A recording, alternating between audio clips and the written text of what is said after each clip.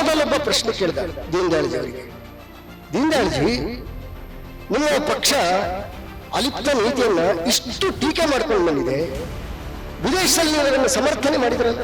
ದೀನದಯಾಳ್ಜಿ ಅವರು ಕೊಟ್ಟ ಉತ್ತರ ನೋಡಿ, ಅದು ವಿದೇಶಿ ನೆಲ, ಆ ನೆಲದ ಮೇಲೆ ನಿಂತುಕೊಂಡು ನಾನು ನಮ್ಮ ದೇಶದ ಪ್ರಭುತ್ವವನ್ನು ಹೇಗೆ ಟೀಕೆ ಮಾಡಲಿ? ದೀನದಯಾಳ್ಜಿ ಅವರು ಅವರದು ಸರಳ ಜೀವನ, simple living and high thinking. ಭಾರತೀಯ ಜನಸಂಘದಲ್ಲಿ ವ್ಯಕ್ತಿ ಪೂಜೆಯ ಅನಿಷ್ಟ ಪದ್ಧತಿಯನ್ನು ಬೆಳಿಲಿಕ್ಕೆ ಅವರು ಬಿಡಲಿಲ್ಲ. ರಾಜಕೀಯ ಕ್ಷೇತ್ರದಲ್ಲೂ ಒಬ್ಬ ತಪಸ್ವಿಯಂತೆ ಸಂತನಂತೆ ಬದುಕಿದರು. ಸ್ವರ್ಗೀಯ ವಿ ಎ ಗೋಪಾಲ್ ಅವರು ಈ ಕಾರ್ಯಕ್ರಮವನ್ನು ಪ್ರಾರಂಭ ಮಾಡಿದ್ದಾರೆ. ಭಾರತಕ್ಕೆ ಸ್ವಾತಂತ್ರ್ಯ ಬಂದರು. ಯಾವ ಸಿದ್ಧಾಂತದ ಆಧಾರದ ಮೇಲೆ ಈ ದೇಶವನ್ನು ಕಟ್ಟಬೇಕು?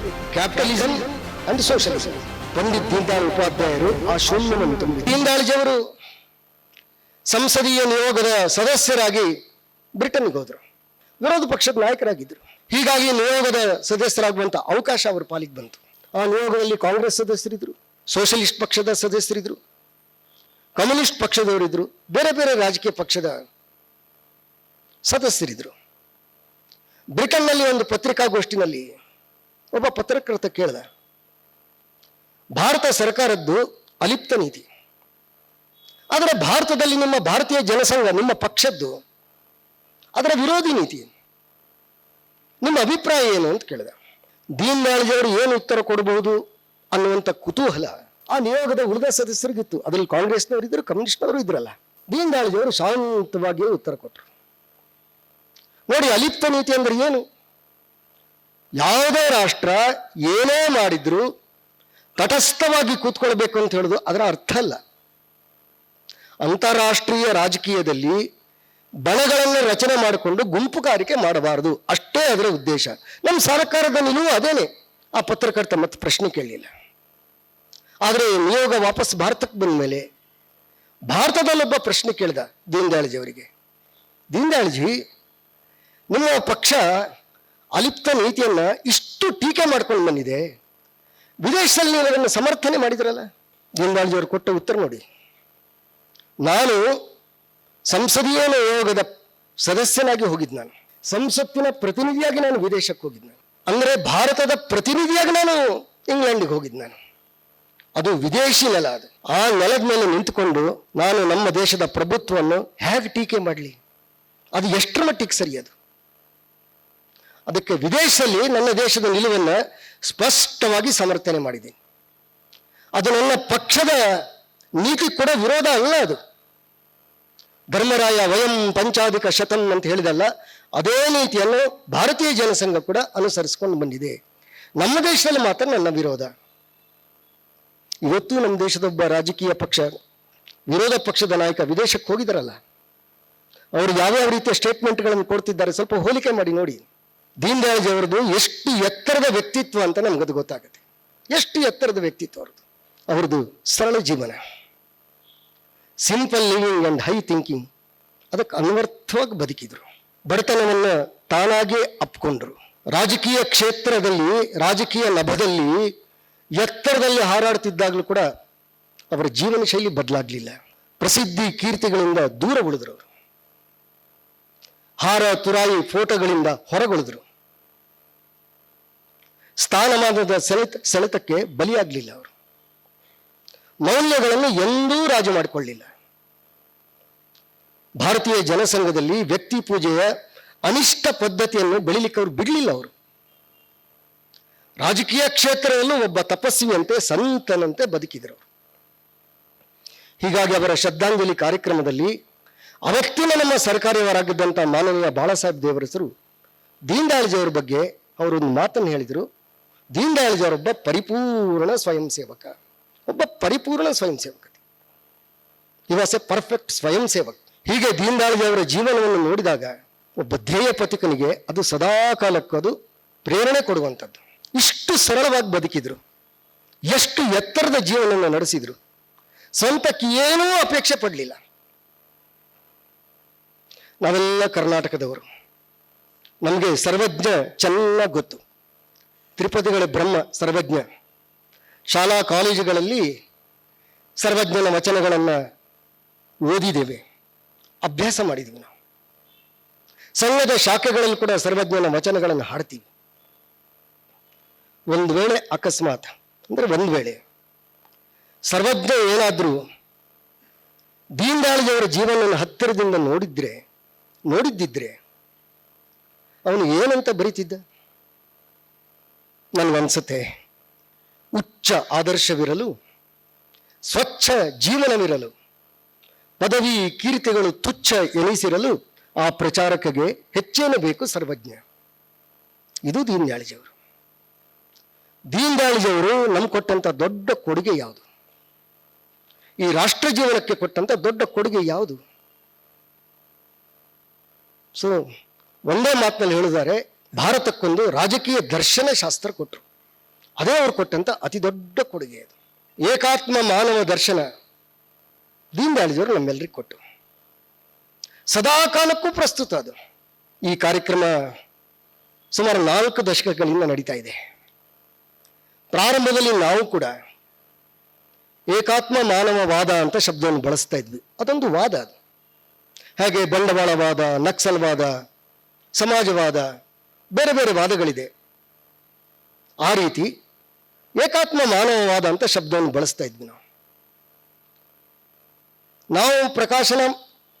ನಮ್ಮ ಪ್ರಕಾಶನದ ಪುಸ್ತಕಗಳಲ್ಲಿ ಕೂಡ, ನಾವು ಪ್ರಕಟಿಸಿದ ಪುಸ್ತಕಗಳಲ್ಲಿ ಕೂಡ ಏಕಾತ್ಮ ಮಾನವವಾದ ಅಂತಲೇ ಇತ್ತು ಪ್ರಾರಂಭದಲ್ಲಿ. ಆದರೆ ಈ ಕಾರ್ಯಕ್ರಮ, ಇದರ ಹಿಂದಿದ್ದಂಥ ವ್ಯಕ್ತಿ ಸ್ವರ್ಗೀಯ ವಿ ಎ ಗೋಪಾಲ್, ಇಲ್ಲಿದ್ದಂಥ ಅನೇಕ ಹಿರಿಯರಿಗೆ ಗೊತ್ತು.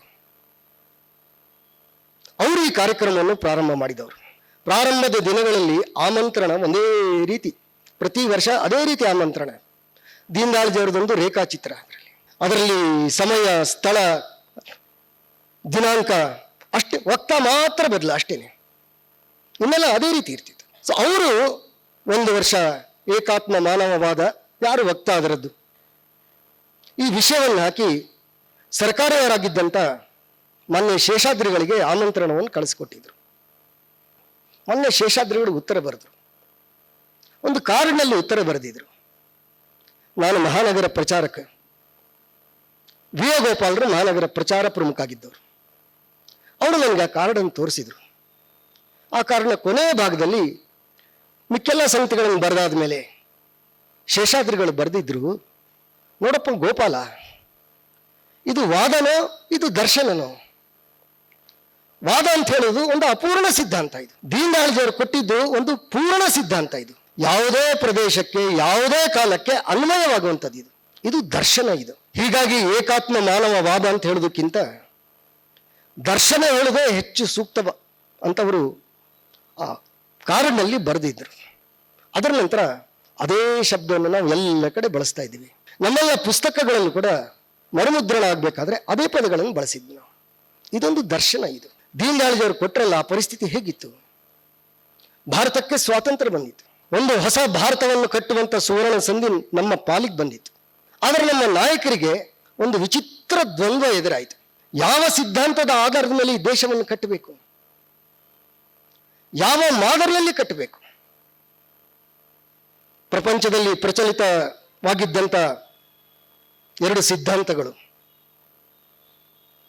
ಇಡೀ ಜಗತ್ತನ್ನು ಹೆಚ್ಚು ಪ್ರಭಾವಿಸಿದ್ದಂಥ ಸಿದ್ಧಾಂತಗಳು, ಒಂದು ಬಂಡವಾಳವಾದ, ಇನ್ನೊಂದು ಸಮಾಜವಾದ, ಕ್ಯಾಪಿಟಲಿಸಂ ಅಂಡ್ ಸೋಷಲಿಸಂ. ಒಂದು ಕಡೆ ಅಮೆರಿಕ ಬ್ರಿಟನ್ ಮಾದರಿ, ಇನ್ನೊಂದು ಕಡೆ ರಷ್ಯಾ ಚೈನಾ ಮಾದರಿ. ಯಾವುದನ್ನು ಅನುಸರಿಸಬೇಕು? ನಮ್ಮ ನಾಯಕತ್ವ ತೊಳಾಟದಲ್ಲಿತ್ತು.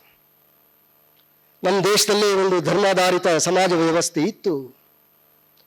ರಾಷ್ಟ್ರೀಯ ಪುನರುತ್ಥಾನ ಸ್ವಾತಂತ್ರ್ಯ ಬಂದ ಮೇಲೆ ಆಗುತ್ತೆ ಅಂತ ಹೇಳಿದ್ರೆ ನಮ್ಮೆಲ್ಲ ಹಿರಿಯರು, ಮಹಾತ್ಮ ಗಾಂಧೀಜಿಯವರು, ವಿನೋಬಾ ಭಾವೆಯವರು, ಅರವಿಂದ, ದಯಾನಂದ, ವಿವೇಕಾನಂದರು ಎಲ್ಲರೂ ಅದನ್ನು ಹೇಳ್ಕೊಂಡು ಬಂದಿದ್ರು. ಆದರೆ ನಮ್ಮ ನಾಯಕತ್ವ ಆ ಕಡೆ ಗಮನವೇ ಕೊಡಲಿಲ್ಲ. ನಮ್ಮ ಪ್ರಧಾನಿಯಾಗಿದ್ದಂಥ ನೆಹರೂರವರು ಅವರೇ ತಮ್ಮ ಬಗ್ಗೆ ಹೇಳಿದ್ದುಂಟು, I am the last English men to rule this India ಅಂತ. ಸುಮಾರು 30-40 ವರ್ಷ ಕಾಂಗ್ರೆಸ್ನಲ್ಲಿ ಕೆಲಸ ಮಾಡಿದ್ದಂಥ ಬಹಳ ದೊಡ್ಡೊಬ್ಬ ನಾಯಕರು, ಎನ್ ಬಿ ಖರೆ ಅಂತ, ನಮ್ಮ ಸಂವಿಧಾನ ರಚನೆಯ ಕಾನ್ಸ್ಟಿಟ್ಯೂಂಟ್ ಅದೇನು ಅಸೆಂಬ್ಲಿ ಅಂತಿದೆಯಲ್ಲ ಅದರ ಸದಸ್ಯರಾಗಿದ್ದವರು. ಅವರು ನೆಹರು ಬಗ್ಗೆ ಒಂದು ಮಾತನ್ನು ಹೇಳಿದರು. Nehru is an English men by education, Muslim by culture and Hindu by accident of birth. Accident of birth. Nehru ಹಾಗೆ ಇದ್ರು. ಅವರಿಂದ ಇದನ್ನು ನಿರೀಕ್ಷೆ ಮಾಡ್ಲಿಕ್ಕೆ ಆಗ್ತಿರ್ಲಿಲ್ಲ. ಒಂದು ರೀತಿಯಲ್ಲಿ ಶೂನ್ಯವೇ ಇತ್ತು ನಮಗೆ. ಪ್ರಜಾಪ್ರಭುತ್ವವನ್ನು ಸ್ವೀಕರಿಸಿ ಆಗಿತ್ತು. ಆದರೆ ನಮ್ಮ ಭಾರತದ ಸಮಗ್ರ ವಿಕಾಸ ನೀತಿ ಯಾವ ಸಿದ್ಧಾಂತದ ಆಧಾರದ ಮೇಲೆ ಇರಬೇಕು, ಇನ್ನೂ ಗೊಂದಲಗಳಿತ್ತು. ಪಂಡಿತ್ ದೀನದಯಾಳ್ ಉಪಾಧ್ಯಾಯರು ಆ ಶೂನ್ಯವನ್ನು ತುಂಬಿದರು. ಈ ರೀತಿ ನಮ್ಮ ರಾಜಕೀಯ ನೇತೃತ್ವ ದ್ವಂದ್ವದಲ್ಲಿ ತೊಳಲಾಡ್ತಿದ್ದಾಗ, ಆ ಹೊಯ್ದಾಟದಲ್ಲಿದ್ದಂಥ ಕಾಲಘಟ್ಟದಲ್ಲಿ ದೀನದಯಾಳ್ ಉಪಾಧ್ಯಾಯರು ಏಕಾತ್ಮ ಮಾನವ ದರ್ಶನವನ್ನು ಕೊಟ್ಟರು. ಅದೇನು ಹೊಸ ವಿಚಾರ ಆಗಿರಲಿಲ್ಲ. ಒಂದು ರೀತಿಯಲ್ಲಿ ನೋಡಿದರೆ ಅದೇನು ಹೊಸ ವಿಚಾರ ಆಗಿರಲಿಲ್ಲ. ನಮ್ಮ ಪ್ರಾಚೀನ ಭಾರತದ ಮೌಲ್ಯಗಳೇ ಇವತ್ತಿನ ಕಾಲಕ್ಕೆ ಬೇಕಾದ ರೀತಿಯಲ್ಲಿ, ಇವತ್ತಿನ ರಾಜಕೀಯ ಆರ್ಥಿಕ ಕ್ಷೇತ್ರಕ್ಕೆ ಬೇಕಾದ ರೀತಿಯಲ್ಲಿ, ಅಂದರೆ ಒಂದು ಯುಗಾನುಕೂಲ ಪ್ರಸ್ತುತಿಯನ್ನ ದೀನದಯಾಳ್ಜಿಯವರು ಮಾಡಿದರು. ಪ್ರಾಚೀನ ಮೌಲ್ಯಗಳ ಒಂದು ಕಾಲ ಸುಸಂಗತ ರೂಪಾಂತರ ಅದು. ಏಕಾತ್ಮ ಮಾನವ ಅಂತ ಶಬ್ದ ಯಾಕೆ ಬಳಸಿದ್ರು? ಇವತ್ತಿನ ಅಮೃತವಚನದಲ್ಲೂ ಕೇಳಿದೀವಿ ನಾವು. ಭಾರತೀಯ ಸಂಸ್ಕೃತಿ ಅಥವಾ ಹಿಂದೂ ಸಂಸ್ಕೃತಿ ಇದು ಏಕಾತ್ಮವಾದಿ ಇದು. ಆದರೆ ಏಕಾತ್ಮ ಮಾನವ ಅಂತ ಶಬ್ದ ಯಾಕೆ ಬಳಸಿದ್ರು? ನಮಗೆಲ್ಲ ಗೊತ್ತಿರಬಹುದು ಮಾನವ ಜೀವನ ಅದರ ಅಂತಿಮ ಗುರಿ ಏನು, ಅದರ ಉದ್ದೇಶ ಏನು? ಸುಖ ಪ್ರಾಪ್ತಿ ಮತ್ತು ಸುಖವನ್ನು ಪಡೆಯಬಹುದು. ಅದಕ್ಕೋಸ್ಕರ ನಮ್ಮೆಲ್ಲ ಸಮಾಜ ರಚನೆ, ನಮ್ಮ ರಾಜಕೀಯ ವ್ಯವಸ್ಥೆಗಳು, ಆಡಳಿತಗಳು ಕೆಲಸ ಮಾಡ್ತಾ ಇರೋದು ಅದಕ್ಕೇನು, ಅದರ ಉದ್ದೇಶ ಏನು? ಮನುಷ್ಯನಿಗೆ ಸುಖ ಕೊಡಬೇಕು. ಅದಕ್ಕೋಸ್ಕರ ಸರ್ಕಾರ ಇದೆ, ಅದಕ್ಕೋಸ್ಕರ ವಿಕಾಸ ಆಗಬೇಕು ಅಂತ. ಹಾಗಾಗಬೇಕಾದ್ರೆ ಮನುಷ್ಯನ ಸುಖ ಅಂದ್ರೆ ಏನು? ಈ ಕೇವಲ ಇಂದ್ರಿಯ ಸುಖ ಅಷ್ಟೇ ಸುಖನ? ವಿಕಾಸ ಅಂದ್ರೆ ಏನು? ಅದಕ್ಕೆ ಬೇರೆ ಬೇರೆ ಸಿದ್ಧಾಂತಗಳು ಮೊದಲು ಮನುಷ್ಯನನ್ನು ಅರ್ಥ ಮಾಡ್ಕೊಳ್ಬೇಕು. ಆಗ ವಿಕಾಸದ ಕಲ್ಪನೆ ಸ್ಪಷ್ಟ ಆಗುತ್ತೆ. ಅದಕ್ಕೆ ಬೇರೆ ಬೇರೆ ಸಿದ್ಧಾಂತಗಳು ಮನುಷ್ಯನನ್ನ ಬೇರೆ ಬೇರೆ ರೀತಿಯಲ್ಲಿ ಅರ್ಥೈಸಿಕೊಂಡು, ಯಾರಿಗೋ ಒಬ್ಬರಿಗೆ ಅವನು ತಂದೆ, ಇನ್ನೊಬ್ಬರಿಗೆ ಮಗ, ಒಬ್ಬರಿಗೆ ಗಂಡ, ಇನ್ನೊಬ್ಬರಿಗೆ ಅಣ್ಣ. ದೀನದಯಾಳ್ ಅದಕ್ಕೆ ಏಕಾತ್ಮ ಮಾನವ ಅಂತ ಹೇಳುವಂತ ವಿಚಾರ. ಏನು ಏಕಾತ್ಮ ಮಾನವ ಅಂದ್ರೆ? ವ್ಯಕ್ತಿಗಿಂತ ಕುಟುಂಬ ದೊಡ್ಡದು, ಕುಟುಂಬಕ್ಕಿಂತ ಸಮಾಜ ದೊಡ್ಡದು, ಸಮಾಜಕ್ಕಿಂತ ಪ್ರಕೃತಿ. ಭಾರತದಲ್ಲಿ ವ್ಯಕ್ತಿ ಮತ್ತು ಸಮಾಜ ಒಂದಕ್ಕೊಂದು ಪೂರಕ.